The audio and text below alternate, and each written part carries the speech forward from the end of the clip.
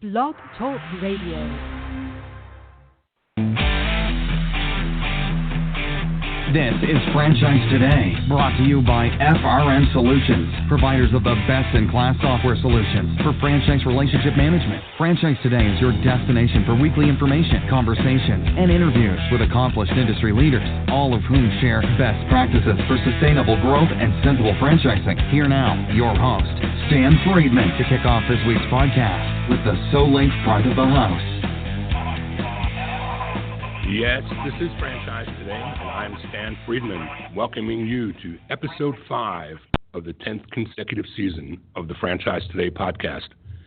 Today is Wednesday, February 13th, 2019, a day early for our live listeners, but happy Valentine's Day greetings to all of you in the franchise world. And today I also beg your forgiveness for something that was already brewing last week, but has since turned into a much more than normal gravelly voice, as I've been fighting off and losing, I'm afraid, a winter cold or allergy assault. I'll work through it, though, and I hope you'll stick with us for today's program. Speaking of which, it's time for the SoLink Front of the House, where we take a quick look each week at some things making news or noise in franchising. On the news front, the convention is just a couple of weeks away, and the countdown is on for IFA's 59th annual convention at Mandalay Bay in Las Vegas. This year's convention will feature more than 50 educational sessions, concurrent learning sessions, summits, and networking events featuring dynamic keynote speakers that include Gary Vaynerchuk, Carlos Fiorina, Patrick Sweeney, and more. Plus, this year's exhibit hall will be packed with nearly 400 suppliers providing products and services in support of sustainable growth, and sensible franchising. That, of course, includes FRM Solutions. You'll find us without too much effort on aisle 500, booth 541 and 543. It's not too late to register if you've not already done so. You can find a link to the full agenda and registration information a bit later today on Franchise Today's Facebook page or at the IFA's homepage at franchise.org. Here's something that qualifies as both news and noise. It's about how much the extended joint employer standard has cost the U.S. economy annually. This according to a new IFA study. The study found that despite the robust jobs market of late, joint employer has led to 376,000 less job opportunities annually and has amazingly cost the U.S. economy more than $33 billion. Also, as part of the research, IFA, along with noted U.S. Chamber of Commerce economist Dr. Ronald Bird, conducted more than 75 approximately 1 hour-long interviews with franchise brand executives and franchise owners to determine the economic impact of the joint employer model. This groundbreaking research project is the first ever to actually interview franchise businesses in a statistically significant and economically sound way on the joint employer standard. You can find more on this story and links to the actual research today on our Facebook page at Franchise Today. Today, I'd also like to send hearty congratulations to some of our franchise brethren here in Atlanta, where the Southeast Franchise Forum has named a new chair and vice chairman and a new board member as well to its 11-member board of directors. Trey Doster, Franchise Development Director at Zaxby's, will lead CEF as its new chairman.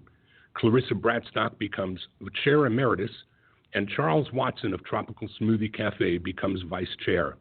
Honey Baked Ham's vice president of franchising, Horace Williams, also joins the board as a new member. For those of you unfamiliar with the Southeast Franchise Forum, it's a membership organization here in Atlanta that doubles as the Atlanta chapter of the IFA Franchise Business Network. In addition to Trey, Charles, Horace, and Clarissa, the CEF board consists of Rupert Barkoff of Kilpatrick, Stockton, and Townsend, Bill Bishop of Grant Thornton, Dave Bridges at the Levitt Group, Rick Batchelor, CEO at Kigo, Eric Gagnon, franchisor at We Sell Restaurants, Catherine Rooks, General Counsel for Premium Franchise Brands, and yours truly, President of FRM Solutions. One more shout out about Charles, too, as Charles has something more to celebrate this week this week as well. You see, Charles has been serving as interim CEO of Tropical Smoothie for the last few months. But recently the board stripped him of that title as they concluded their executive search for a CEO. Well, they found that they concluded that too because the best man was already in the chair. So Charles, congratulations on your new title as CEO, and we look forward to a great year of your contributions to us on the board of the Southeast Franchise Forum, as well as to Tropical Smoothie for appointing you to the CEO seat. Lastly, in today's front of the house, high fives to Doherty Enterprises for donating more than $516,000 to the Wow a Friend Foundation, an initiative funded with money raised through voluntary employee contributions. The foundation provides emergency funds to members and their immediate families during emergencies or circumstances outside their control, such as natural disasters or unexpected medical emergencies.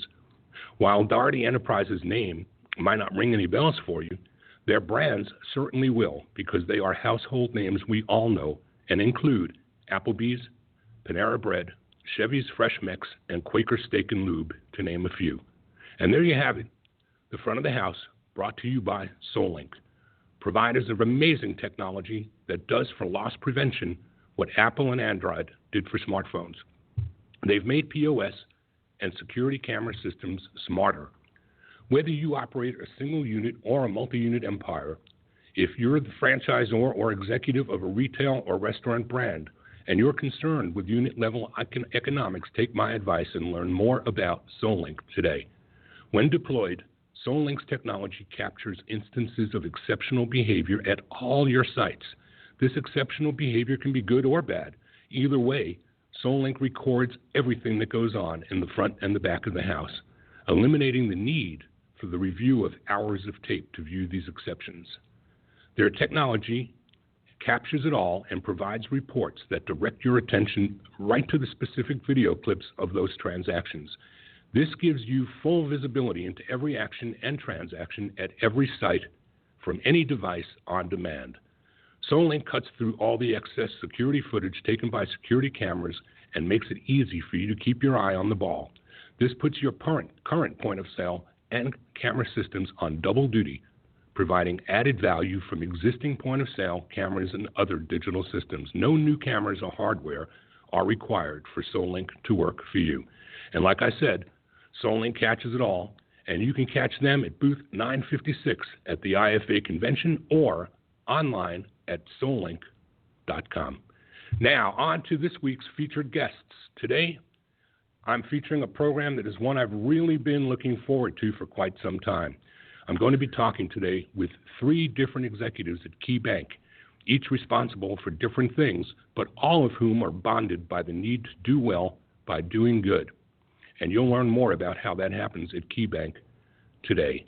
The first of these 3 individuals is a gentleman named Don Graves.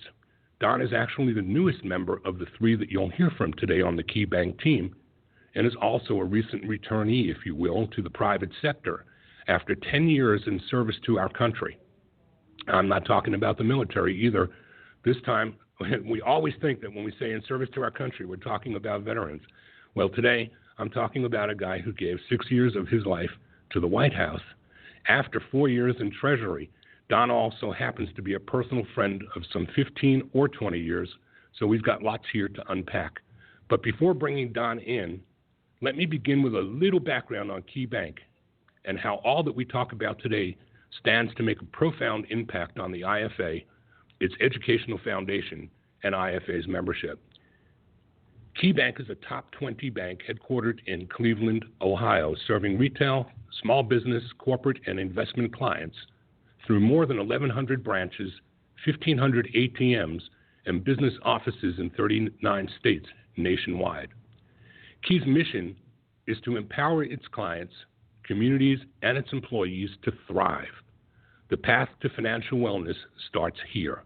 No matter who you are, where you are on your financial journey, or what barriers are ahead of you, Key Bank will keep you moving forward. So with that as a foundation, I now do bring in Don Graves, the first of 3 key executives that you'll hear from today as we talk about Key's commitment to franchising and the IFA Educational Foundation. Don, welcome to Franchise Today. Dan, thank you so much. I'm so excited to be here with you. Well, it's a long time overdue. I'm really honored to have you. The audience doesn't know about the stress and strain sometimes of the friendship with somebody who's working in the White House, and the difficulty. It's not just like calling your friend at the end of the day and expecting to get an answer. So for you to carve out some time today is just another testament to how happy I am to find you back in the private sector, where we can do more than we could ever do when bureaucracy tends to get in the way, right? That is exactly right. So, Don, that mission statement is pretty powerful. In fact, I think it's something that could have been written by you as a personal mission statement. I mean, I'm just saying, because that's how we met. Why don't you talk a little bit about that journey in terms of how we got together, and we'll push the tape forward from there to where we are today and what we're accomplishing moving forward with IFA. Sure. Well, I'll try to avoid any incriminating stories, mutually assured destruction here. So you're right, Stan. I can't remember how many years ago it was, but suffice it to say it was a while back. I was working on some efforts to help grow opportunities for communities across the country where people didn't have possibility of creating or growing business, or had a lot of difficulties getting there. A lot of those communities were low and very low income communities. Oftentimes they were urban communities. And a number of us were thinking about the ways that we could begin to find traction in communities. And we heard about some of the work that had been going on at the International Franchise Association, and that you, Stan, and others had been leading with minorities in franchising efforts. And we thought, you know what? Franchises are great because they reduce the risk. A proven franchise concept means that the risk associated with starting a small business is that much less than it would have been otherwise. And if we can find ways to attract talented people who otherwise wouldn't have an opportunity to start a business or buy a franchise, if we could construct a program that could make that work, we could really do something in some of these communities. And so that's what led me to you and the great work that you'd been doing for years with the IFA, and whether it was through your work at Blimpie or any of the other franchises that you'd been with. But I guess that from the first moment I knew, I realized that we had a shared vision for trying to help people get into business, to find their way to creating jobs and creating economic opportunity that they wouldn't have otherwise, and that shared vision was going to lead us to doing something really fun and creative. So that was, like I said, I don't know how many years ago that was, but it's been great to be able to work with you in all those years since. It's been some 15 at least, and maybe more, Don. I can't put the exact dial in place either, but I know it's been at least that long. And I know that back then you were a private practice. You were a partner in a Washington, D.C. law firm. You were doing some lobbying, as I remember. Talk about the transition in your life, because I made some changes and changed shirts and brands a couple of times along the way, as some of us want to do in the franchising world. But you made a big change. I got a call from you one day, and I was telling you about a new job that I'd taken, and you were telling me about one that you'd taken. And I think you invited me and my new boss to come join you for lunch inside the U.S. Treasury building. Talk about what happened in your world that made that a fact. Sure. Well, you're exactly right. I'd been in private practice for years and had worked with a number of businesses. eventually I joined the Treasury Department staff and was working on issues related to small business. And Secretary Geithner and President Obama asked me to become the Deputy Assistant Secretary for Small Business, Community Development, and Housing Policy, which I immediately agreed to take because it was going to give me the opportunity to build on all the things that you and I had seen and worked on for all those years to bring to reality some ways of supporting people on Main Street, helping people revitalize their lives, own businesses, create jobs, which would lead them to be able to own homes and send their kids to school and all those the wonderful things that so many of us take for granted. And so it was at that role at Treasury as Deputy Assistant Secretary that I was able to invite you and your boss, and we began to have more conversations. Really, we began to scheme about things that we might be able to do together from inside the government. So a funny little story that sticks in my mind was my boss said, "Why would we want to go inside the Treasury to eat in the cafeteria? You know, Don said you have to send Social Security numbers in, and I'll treat you guys to lunch inside the Treasury dining room." And my employer, who won't name nameless, gave me a, "What are you kidding? Why would we want to go to the Treasury and eat in that? It'll be a cafeteria, it'll be institutional food. Why don't you invite your friend Don to come join us, and we'll take him to either Capitol Grill or someplace, outside, and we'll treat him to lunch." So I called Don and suggested we do that, and Don said, "Well, you don't understand that I'm not allowed to be taken to lunch because I'm now on the government payroll." So I explained that back to my boss, and reluctantly he sends in his social, and I send in my social. And what do we get treated to but a 5-star meal in Tim Geithner's dining room, which had both my boss and me scratching our heads collectively and looking Don sternly in the face and saying, "Help me understand this, Don. We can't take you to a meal outside at the Ebbett Grill or someplace close by the White House or the Treasury, but you can treat us to a meal like this." And Don explained, "Yeah, well, I am treating you to this meal. This is kind of like a country club. I sign chits and I get a bill at the end of the month. The government pays for none of this." Is that accurate as I'm recalling it, Don? That is completely accurate. The staff, we have the privilege of being able to eat in that, or had the privilege of being able to eat in the dining room. Mainly, it's a way to allow folks who are working just unbelievable hours to not have to leave Treasury and go out and get food, but we have to pay for every single thing that you eat in the dining room. So it was, it was a special place. It's some would say, maybe even me, that the Treasury dining room is better than the White House mess. But the food was great and the company was even better.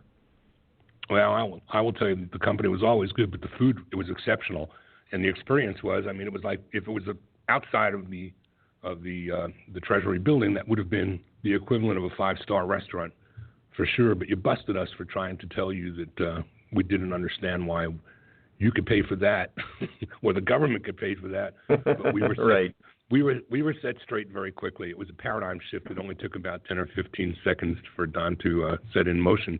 So Don, back in those days when we first met, it was through a guy whose name I remember to be Jerry Boyle. That's correct. So you were doing work with Jerry Boyle and the Federal Reserve, and I think that it was through that we met some common people in common. In fact, some of whom have gone on to become more and more engaged in franchising. Our friends at Bowfly, our friend Al Bathrick, a great many people that were part of the public-private sector trying to find our way collectively into doing well by doing good and making opportunities happen for people who would never otherwise think that they could afford a franchise or participate in a franchise. And so what did the Federal Reserve do that was different than the Treasury? How did they play in this space in similar ways but under different banners? Well, the great thing about the Fed is that they have an entire department that's devoted to helping focus on ways to grow communities and stabilize neighborhoods and giving people economic opportunities. And so Jerry was able to help us with that connection and has continued to do that work out of the Chicago Fed, finding ways to encourage banks to engage in this work, financing small businesses that otherwise wouldn't get access to credit and capital, bringing together organizations that have very different approaches, but are all aligned in trying to achieve those same end results. So it was a lot of it was really great to be able to work with the Fed, and Jerry and the team there, and get connected to folks that I would not have probably ever met. I don't know that I ever would have met you, Stan, given our very different careers, but who have an alignment in the directions you want to go to help people live the best lives that they can live and see economic and family opportunity that they deserve but don't always get.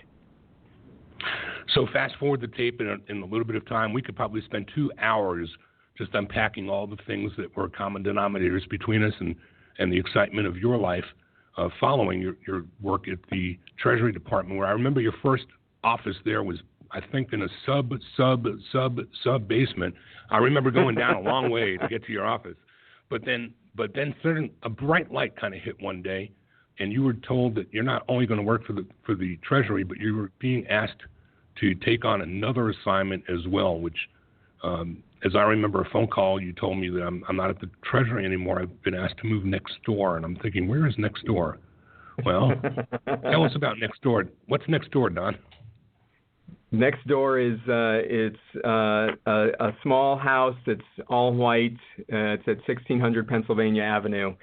I got tapped to work for President Obama, and I'll give a quick story. I don't want to take up all the time reliving past glory, but it actually ties into a little bit to KeyBank in Cleveland. I had been working with the president's staff around ways that we could find pathways to create more businesses to support the growth of business. These were in the fairly dark days when we were just coming out of the Great Recession, and I was told that I needed to staff Secretary Geithner on a trip to Cleveland, where the president was going to be there. A number of other cabinet members were going to be there, focusing on the growth of small business. So I get a call the day before the trip, and they said, please cancel your plane reservation. The president would like you to fly on his plane. So the next day, I find myself incredibly on Air Force One, flying to my hometown of Cleveland, of all places, looking out the window of Air Force One, and the president walks into the cabin where I'm sitting. And they, instead of in the far back of the plane where I thought I was going to be, they put me up front with Valerie Jarrett and Bill Daley and other folks. And in walks the president and turns to me and he says, "Don, we're so glad that you're here with us today. Thank you for doing this. I'm so glad that you've agreed to run my jobs council." Needless to say, I was pretty shocked because I didn't know that I was going to be running his jobs council. But you can't say no to the president, particularly not on Air Force One, because you never know if Secret Service would throw you off the plane. So I got to come home to Cleveland in style as the new head of his Council on Jobs and Competitiveness, and got to really dig deeper on ways that we could make it easier for companies to thrive and grow, reducing regulations, providing additional funding and resources, and supporting private sector efforts. And of course, the president leaves the cabin that I was in. I look out the window, and there's Cleveland, and there's Key Tower out the window. So it's sort of come full circle for me.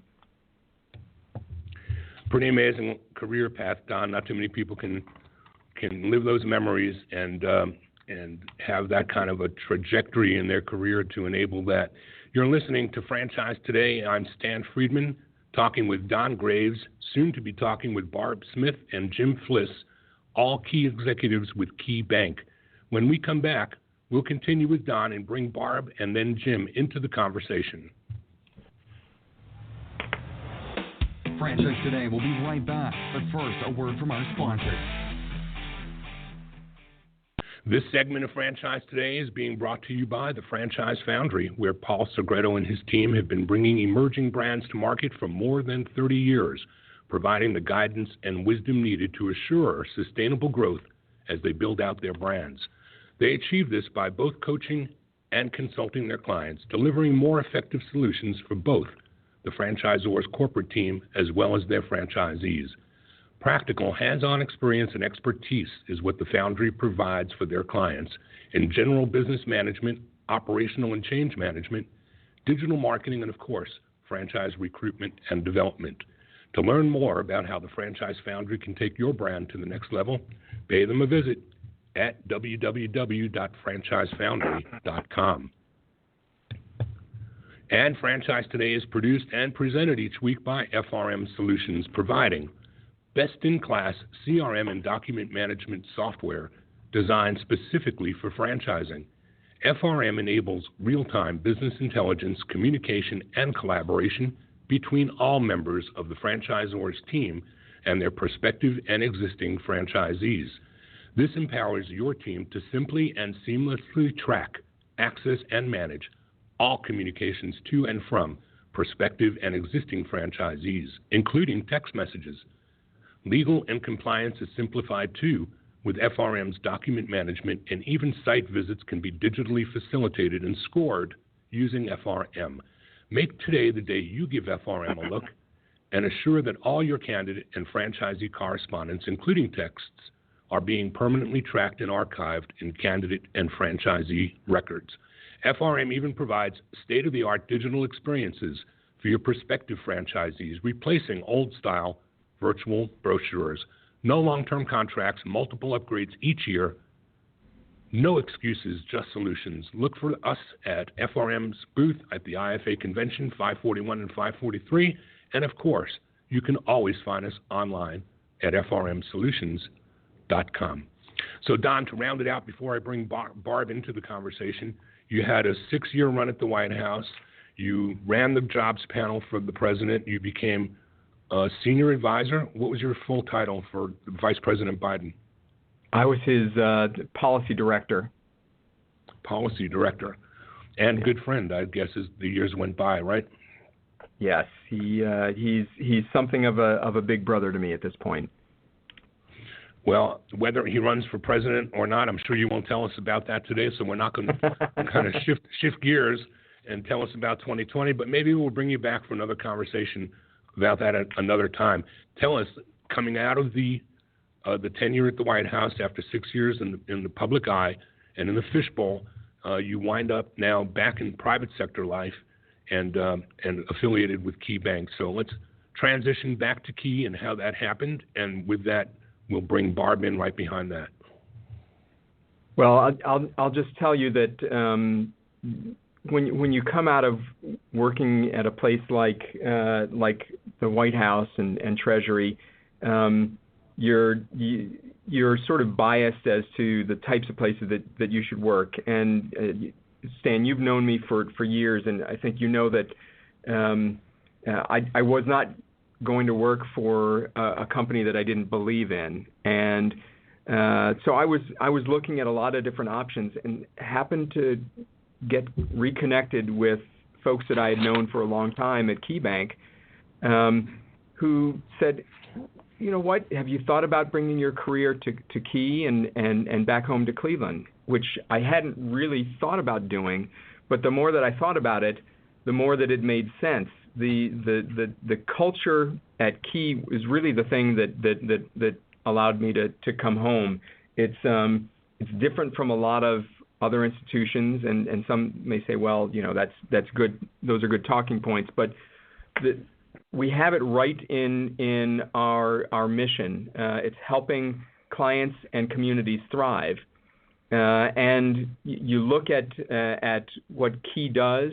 We're the northern tier of the U.S. Our retail footprint, basically, from Maine to Alaska, and we don't get to cherry pick the best markets in the country. We have markets that have challenges, just like people out in the rest of the country. People have challenges in their lives, and if Key Bank was going to succeed, then Key really had to make good on helping both clients and communities thrive. Because if your community doesn't thrive, then the clients aren't going to thrive, and if the clients aren't going to thrive, then the bank certainly wasn't going to thrive. And it sort of took that approach to its core, creating shared value for our clients, our communities, our shareholders, our employees. And that's what really brought me back to the bank. The bank asked me to be the head of corporate responsibility and community relations, basically doing what I've been doing all along, trying to find ways to make it easier to help people get access to resources that they wouldn't otherwise have, and helping communities to thrive and grow. So the good thing for me is that the bank, for those that follow financial institutions, know that we get rated on a regular basis on our community reinvestment activities. And I think we're the only bank in the country, certainly the only large bank, that's been rated by the OCC, the Office of the Comptroller of the Currency, our regulator, as having an outstanding CRA rating since the very beginning of the Community Reinvestment Act. So only a very small percentage of banks get an outstanding rating. It's 1 or 2 or 3%, something like that. So I knew that this was the right institution for me, and it was proven out by the folks that I met here, Barb and Jim, amongst a whole range of others who are really focused on helping us to find ways to support communities and create opportunities for them. And before we bring Barb in, Don, let's just briefly touch on the commitment that Key Bank is making to the franchising space over the next 3 years, and what that means and what that looks like for both the Educational Foundation and for Key Bank. I'll talk volumes about what it means for the Educational Foundation, but talk to me about Key Bank's interest in this commitment. Well, Key Bank made a commitment a couple years ago when we acquired First Niagara Financial Group, that we were going to commit billions of dollars, $16 billion to low and moderate income communities all across the country. Importantly, $2.5 billion of that is to go to support small and growing businesses. We also committed $175 million of philanthropic investments. That commitment is a 5-year commitment, and we're about 2.5 years through it. But what we thought about was, how can we make good on that commitment around small businesses in low-income communities, moderate-income communities? What would be the easiest way to begin to do that? And immediately, I thought of franchising. Key Bank has been in the franchising space for a while, but we've never had a strategic, systematic approach like we do now to working with franchisees and franchisors. And we thought, well, like I said earlier, franchise companies are less risky. The concepts are proven, and if we can bring the credit and capital to bear, we can help grow franchise companies all across these low and moderate income communities around the country. So that's when I started talking with Jim and Barb and other folks here about it. And we said, let's not just say that we're going to do this and go sort of hat in hand to the franchise concepts around the country. Let's actually put our money where our mouth is. So we're committing hundreds of thousands of dollars to the IFA Foundation, and expect that this is just the beginning of our commitment to the IFA's foundation and to the franchising industry as a whole. Really, because we wanted to make sure that we were able to get the type of research, the type of programmatic support that folks, the seminars, the training that folks need in communities to be able to successfully own and operate franchises in markets across the country. So we couldn't be more excited about the partnership with the IFA, our investment in community, low and moderate income communities, and the ways that we think that we can help to expand the franchising industry to places that it had never gotten to before. So KeyBank's commitment to IFA is $150,000 over 3 years to help educate and communicate and help those who hear a message that says, hey, own your business and own your life, and that person hears that message on a radio spot and thinks, well, you must be talking to somebody else. You can't be talking to me. I can't even afford to take my family out to a family of five for a meal at a franchise, much less own one. But the truth is that not all franchises require $1 million to own them, and we need to better communicate and educate those in low and moderate income markets that, yes, you can break out of the chains of dependency and you can own your business and own your life, and you can come to programs that will be sponsored by KeyBank to help spread that word and to help members of those communities create jobs instead of dependency on government services or on other things to living paycheck to paycheck themselves. So it's a beautiful thing that you're doing, and it's a great place that it's happening. And as I continue to learn more and more about KeyBank, I found out that not only was there Don, but there's more than Don going on at KeyBank. And to that end, it's time to bring on Barb Smith. Barb Smith's career in banking happened almost by accident. After earning a degree in education, she was looking for a teaching position when she accepted a job as a bank teller. She discovered that she could still experience the joy of teaching and make a meaningful difference, just in a different way. Education, both learning and teaching, has always been a real drive for Barb. She's been fortunate to learn through experience, having held nearly every position in banking, from teller to district leader to senior leader, helping people, helping her clients, helping her key associates alike. That's her passion. As the director of the Key for Women program, Barb spends her day focused on how KeyBank can help women reach their financial goals. Key for Women is a women-focused initiative that provides insight, tools, and support to female entrepreneurs and leaders. Barb, welcome to Franchise Today. Hey, thanks, Dan. So happy to be here with you. So I found it amazing when I just discovered that KeyBank had an initiative like this, and that in the world of franchising, female entrepreneurship represents some of the strongest driving growth that franchising has seen from the 80s and 90s. Not so much from the late 90s and into the turn of the millennium. We see some of the most significant growth in franchise businesses being impacted by women in the C-suite and women who are buying franchises either on their own or women who are participating, not just supporting their husbands or spouses, but participating in the franchise businesses. Some of the biggest companies and greatest franchise concepts, there are so many of them that have franchise or representation in the C-suite, many of them second generation. I think of one company in particular, Two Men in a Truck.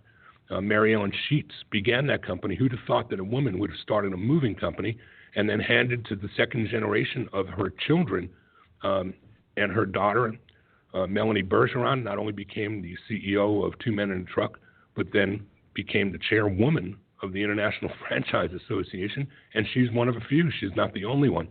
So it's been an incredible thing to see women rising up in the franchising space, and then to learn that there was this Key for Women program at Key Bank almost floored me. So talk to us a little bit about how that initiative works and what kind of services it provides, of course, above and beyond franchising, but tell us about Key for Women.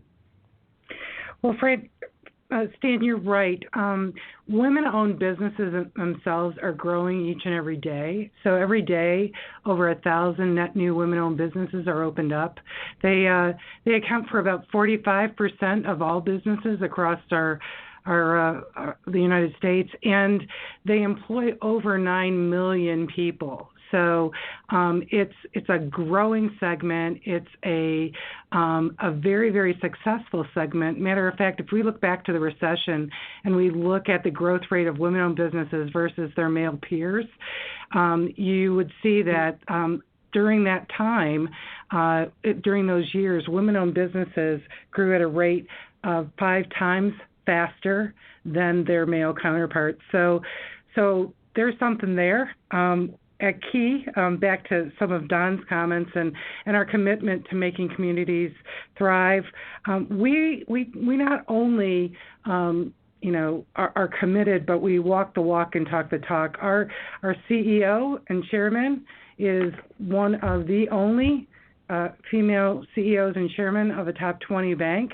We have about 65% of our employee population as women, 55% of those sit in management positions. So we are definitely committed to seeing how we can help women in their journey to financial confidence. And honestly, Stan, that's the challenge that women face, is that often they deal with unconscious bias when it comes to finding resources for tools for financing.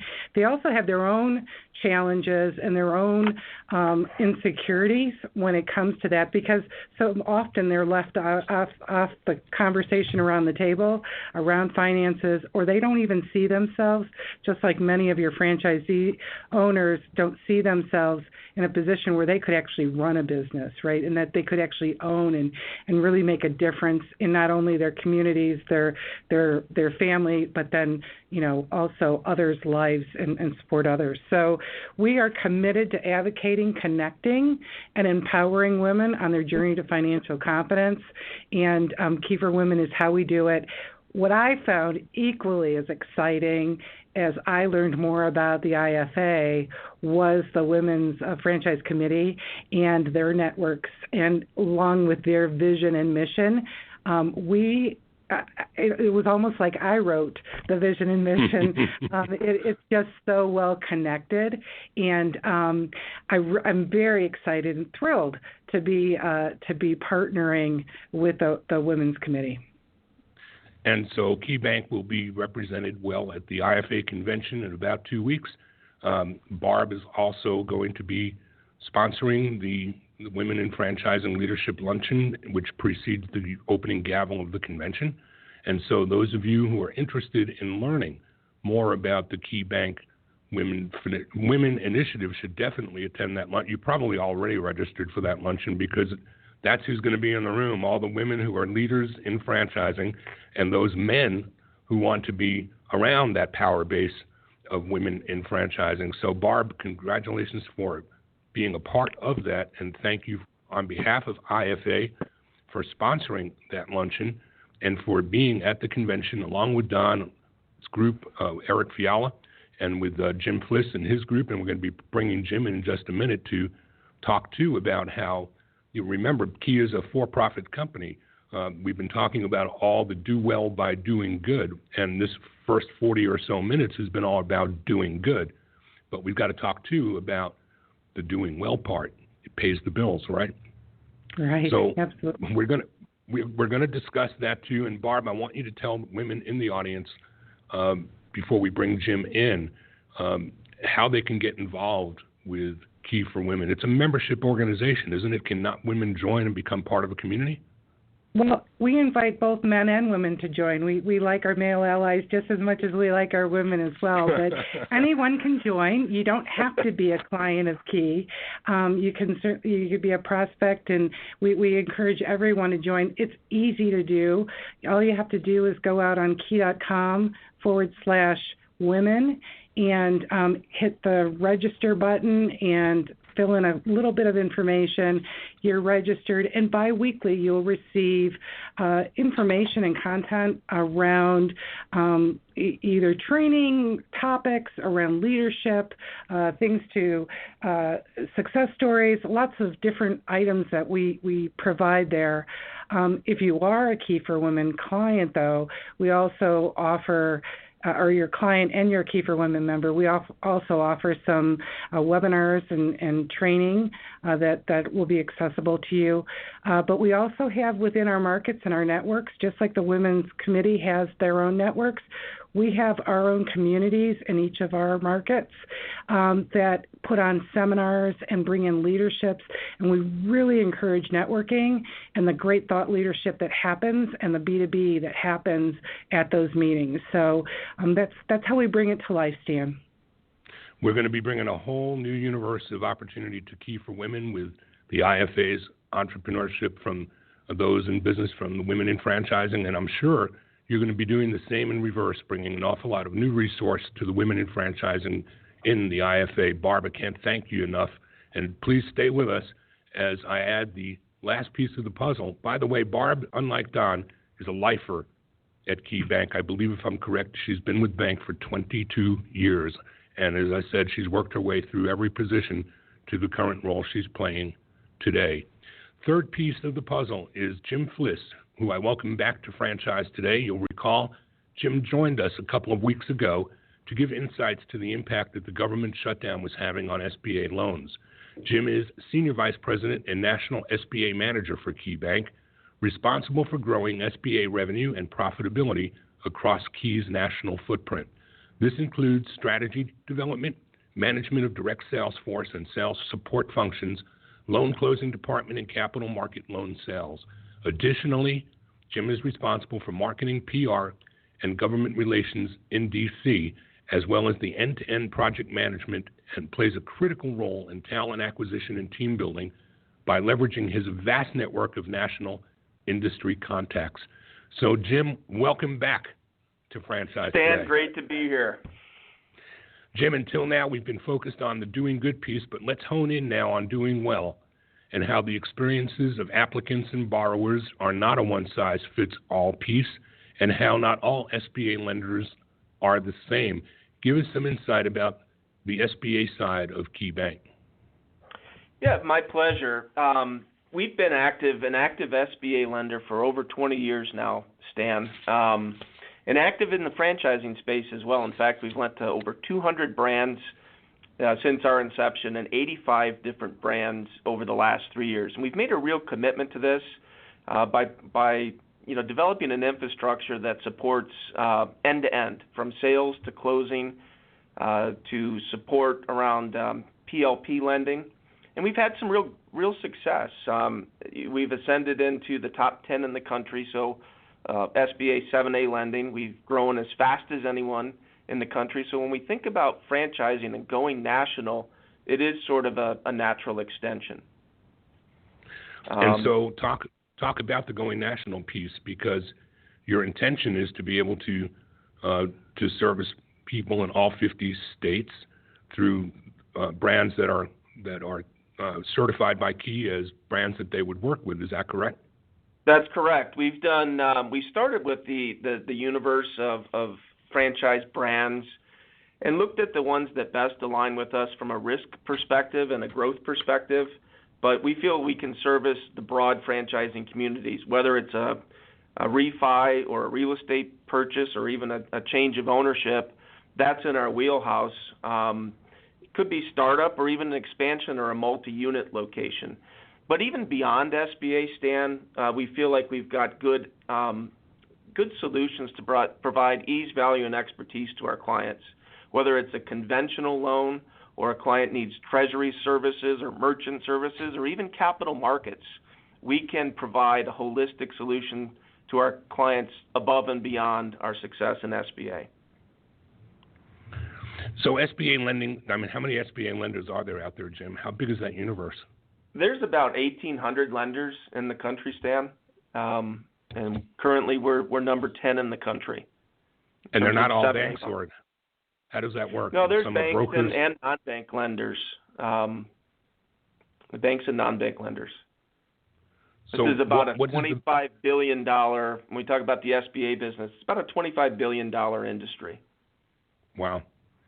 So who are you looking to meet at the IFA? Because you talk about what you're going to be doing and who's going to be joining you at the convention, as you guys are going to have a booth in the trade show. What's your goal for this convention, Jim? Well, we would love to meet as many franchisors as possible, franchisees that are interested, vendors that support the industry.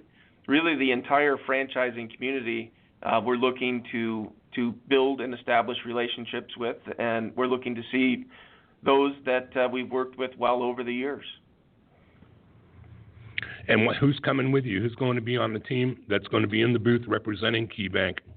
Well, we will have Eric Fiala from our corporate foundation, myself, my counterpart on the conventional lending side, Kevin Rask, as well as Barb Smith and Colleen Durgate from her team at Kiefer. And of course, the primary focus, of course, is the point of entry is helping franchisors know that they've got the power of a bank behind them, so that when a qualified candidate presents himself to the brand, that they can feel confident that they can get them financed and capitalized for their SBA loan.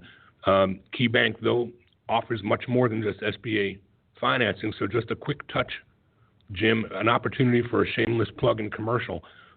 What else will Key be able to do for those franchisors that it does business with that go above and beyond SBA loans, which maybe others can't do as well? Yeah, we can provide conventional financing solutions for borrowers that are a little bit stronger. So a franchisee that owns a handful of locations and has sort of grown to a revenue and profitability size, sort of outgrown SBA. We've got those solutions, the complete suite of treasury products, cash management, merchant processing, and then those that have even more sophisticated needs. So the franchisors that need subordinated debt or equity injections, or even those that would consider taking their brand public. So really from a startup all the way to an IPO and everything in between, we've got covered. Well, we're looking forward to seeing you at the IFA. We're looking forward to the impact that KeyBank is going to be making on the franchise community as the word gets out, to the level of communication and information that's going to be available, research provided, things that you're going to do to let the franchise world know that you're not just here to be a company that is selling into franchising, if you will, as so many vendors come to this space thinking you can do that. It doesn't work. This is relationship business, and you guys, as Don said earlier, putting your money where your mouth is. You've certainly done that, and the IFA and its Educational Foundation and membership will all be the beneficiaries of your generosity and your commitment to the franchising space. I'm going to ask us to round out the hour here before time is up by telling the audience, each of you, how, if they wanted to get in touch with you before convention, how would they go about doing that? And Don, let me start with you. Well, the easiest way to reach me is via email, because I can access that regardless of where I am in the country. My email address is Don, D-O-N, _Graves, Graves, at keybank.com. Thank you, Don. Stan? And Barb? Okay, I was just going to jump in, Stan. Sorry about that. And for me, it's the same way. Email is the best way. And it's Barb _Smith at keybank.com. And I am James _Fliss, which is spelled F as in Frank, L-I-S-S as in Sam, also at keybank.com. My phone number is area code 216-813-7793. Thank you, Jim. And thank all of you for your participation in this initiative with the IFA. Thank you for your time spent with me here today. Proud to be affiliated with the IFA's Educational Foundation and its Diversity Board and Supplier Board, and will be most proud to be introducing Barb and Jim and Eric and others who are in attendance at the convention to my peers and contemporaries on the boards of IFA, board members itself, as well as the Educational Foundation, Diversity, and get you guys as ensconced as possible into these waters that you're going to be swimming in. And I can't thank you, Don, enough for bringing KeyBank and the IFA and franchising together. Until next time, next week on Wednesday at noon, I'm Stan Friedman wishing you the best, the very best of all things franchising. And until then, Franchise Today is out.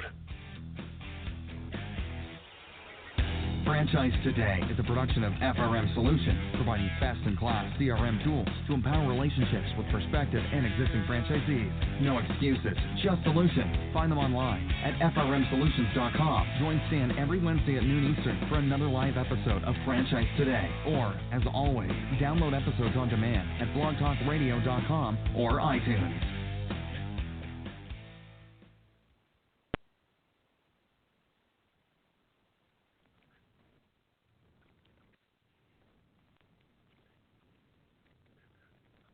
When you're part of a military family, you understand sacrifice and support. At American Public University, we honor your dedication by extending our military tuition savings to your extended family.